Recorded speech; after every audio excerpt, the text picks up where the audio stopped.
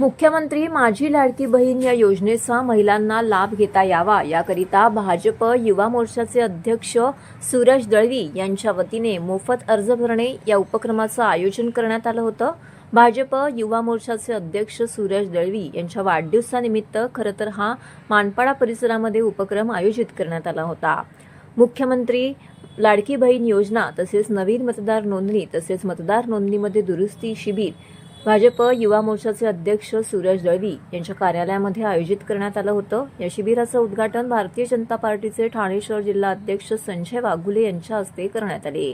दिवसभर हा उपक्रम येथे सुरू राहणार असून परिसरातील महिलांनी आवश्यक ती कागदपत्रे घेऊन या उपक्रमामध्ये सहभाग नोंदविला। यावेळी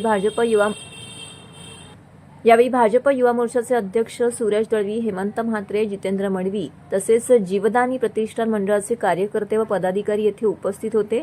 या शिबिराचा प्रभाग क्रमांक 3 येथील नागरिकांनी मोठ्या संख्येने लाभ घ्यावा असं आवाहन यावेळी भाजप युवा मोर्चाचे अध्यक्ष सूरज दळवी यांनी केलं आहे।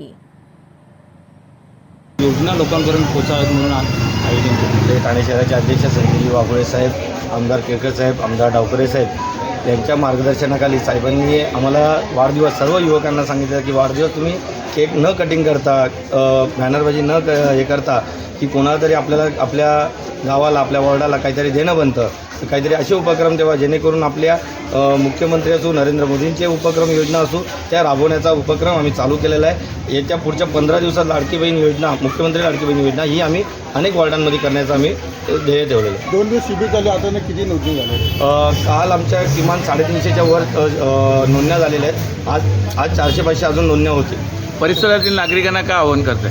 परिसरातील नागरिकांना आमचं एकच आव्हान आहे की या सर्व योजनांचा तर लाभ घ्या, पण येणाऱ्या काळात जी तुमच्यासाठी उतरलेले आहेत, तुमच्या सेवेसाठी जे सेवा करतायत त्यांच्याकडेच ह्यावेळी लक्ष असू द्या, एवढंच मान।